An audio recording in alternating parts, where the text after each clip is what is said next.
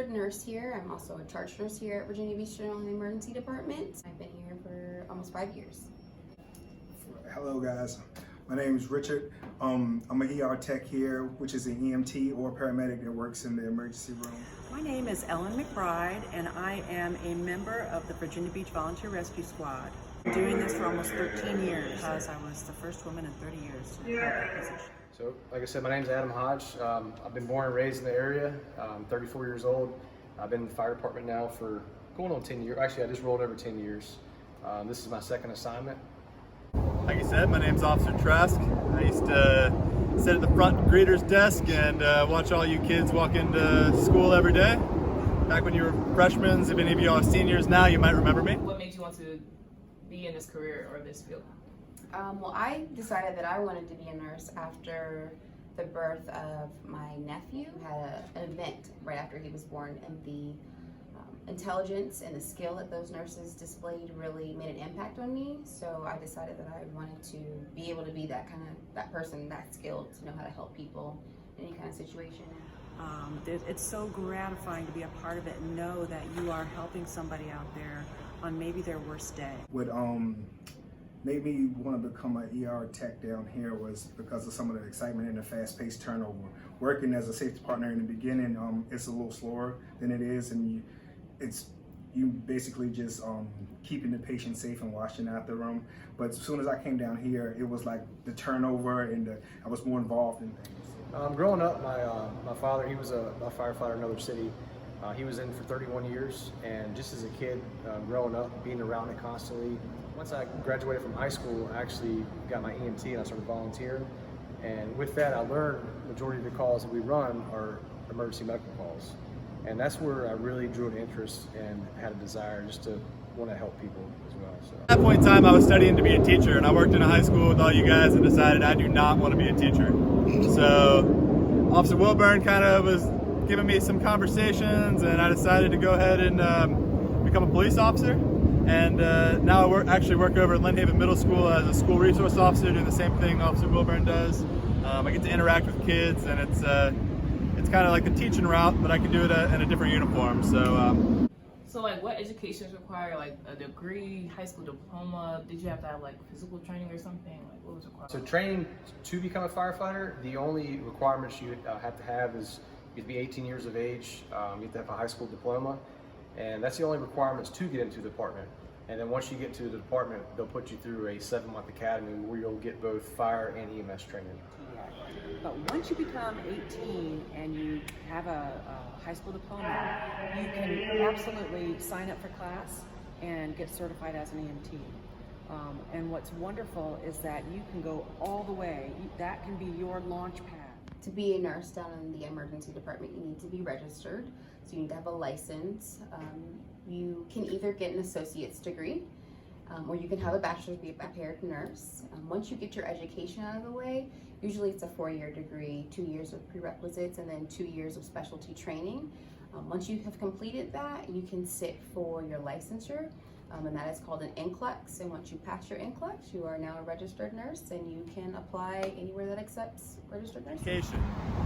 You got to be 21 first and foremost before you can become a police officer. So I'll advise everyone, if you're thinking about going to college, you're not sure what you want to do, and you think maybe I want to be a police officer, go get an associate's degree at least, or go get a 4-year degree.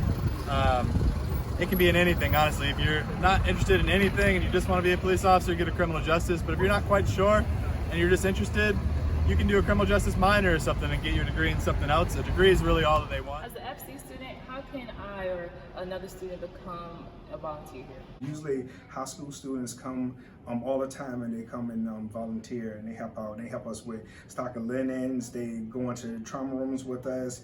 We show them everything we possibly can to, see if they want to jump on. And we also have the Police Explorers program, and also the Virginia Beach Youth Police Academy, which is actually kind of a cool thing. That's 18 weeks. I think you go one time a week for 18 weeks, and it's kind of like a mini police academy. And then once you get in college and you start taking those classes, you can do a ride-along, which I think is a brilliant idea. So as an FC student now, if you're younger than 18, you can come volunteer and help around the station. You can help us wash ambulances. You can do all those kinds of things. You cannot go out and help somebody because you're not an EMT. We actually have a support tech program, and that's actually run through our support tech program, which is separate from the full-time department. And with that, same requirements, 18 years of age, high school diploma. And those guys are very unique because they will respond to calls with us. If it's like a working fire or a major incident, they'll help us with our rehab program. They'll help us repack hose and also refill air bottles as well. So they get a lot of hands-on experience. They can't go in the fires actually with us, but they're a big help when they show up. But we've had high school students come in and they'll follow one of our physicians around. And even if you just come to volunteer here in the department, you are getting exposed to a lot of things. If an incident were to happen at FC, what would be the response time? All right, so when there's actually a fire, dispatch she'll receive the notification first, and once she gets all of her notes, the location, what exactly is going on, she has 60 seconds to get it out to us.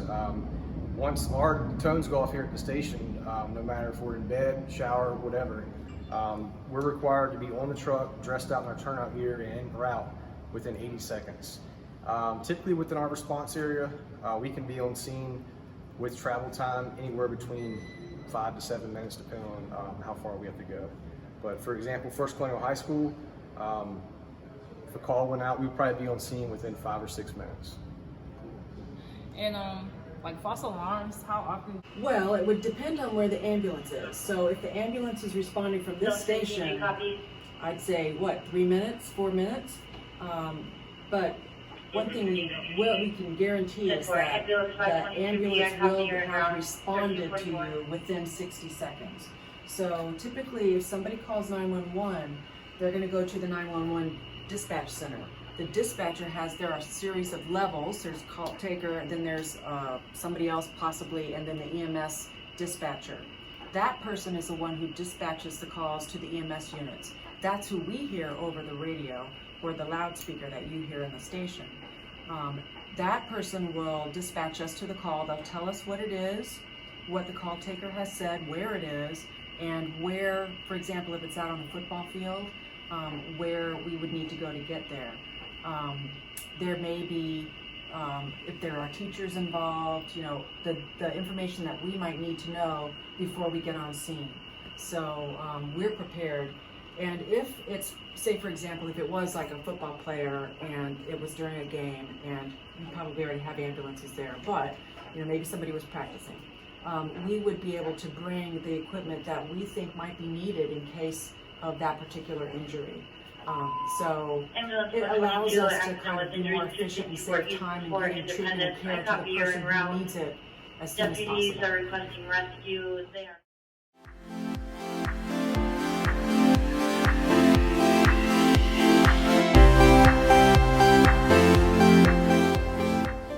Hi, I'm Miss Sandy. This is one of 2 AEDs in the building. First one's here, obviously. Second one's on the wall in the gym. Most important thing about the AED, remember to turn it on.